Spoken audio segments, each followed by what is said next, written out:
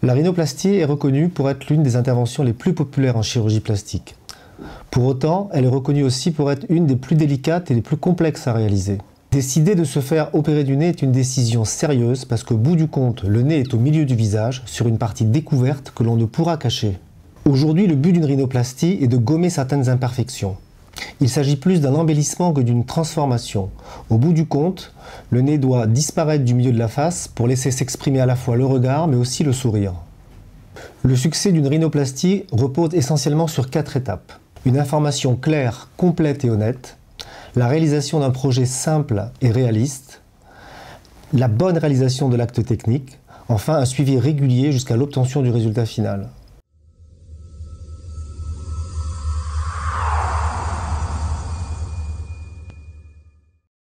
Cette information vous est délivrée lors de la consultation. Elle doit être claire sur la procédure, les différentes étapes, les éventuelles complications et enfin le suivi jusqu'à l'obtention du résultat final. Pour certains patients, une consultation d'1 heure sera suffisante à la prise de décision. Pour d'autres, la réalisation d'examens complémentaires et d'autres consultations seront nécessaires.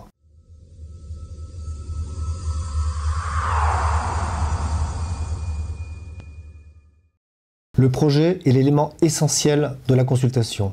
Il convient de définir avec précision votre demande, d'en définir son réalisme, son objectivité et sa faisabilité et bien entendu d'éliminer certaines contre-indications.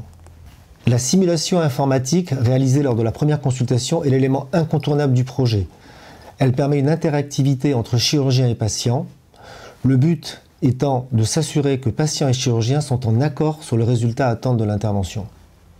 Tout ce qui peut aider le chirurgien à comprendre votre demande est la bienvenue. Vous pouvez apporter, si vous le désirez, des photos personnelles ou des photos de magazine pour montrer ce que vous aimez ou ce que vous n'aimez pas et ce que vous voulez ou ce que vous ne voulez pas.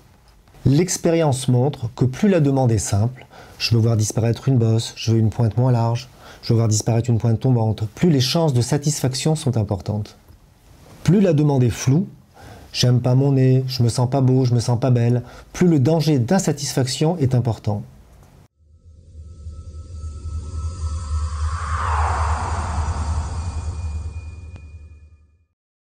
Les techniques de rhinoplastie ont énormément évolué durant ces 15 dernières années. Elles sont basées essentiellement aujourd'hui sur des techniques de greffe de cartilage et de suture, le but étant d'assurer la conservation des structures nasales afin de modifier le nez tout en respectant sa fonction. La meilleure compréhension du rôle de la peau fine, peau épaisse, permet aux chirurgiens aujourd'hui d'anticiper la cicatrisation en utilisant soit des greffes de cartilage, soit des produits de camouflage, tout ceci afin d'améliorer le résultat.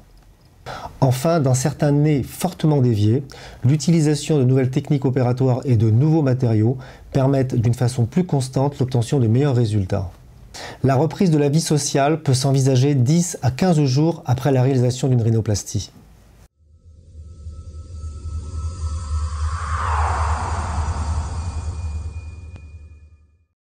Le résultat final d'une rhinoplastie ne pourra se juger que 10 à 12 mois après l'intervention.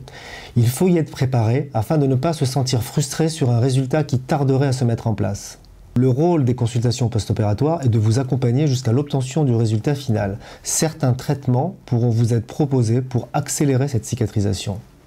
Au total, le résultat d'une rhinoplastie se jugera sur la globalité du résultat et en aucun cas sur les détails. 5 à 15% des patients opérés par des chirurgiens expérimentés pourront être demandeurs d'une reprise opératoire, non pas pour un échec, mais pour un défaut de cicatrisation responsable de petites imperfections. Ces reprises consistent en un acte chirurgical ciblé sur une irrégularité ou une asymétrie, réalisé sous anesthésie locale ou anesthésie générale.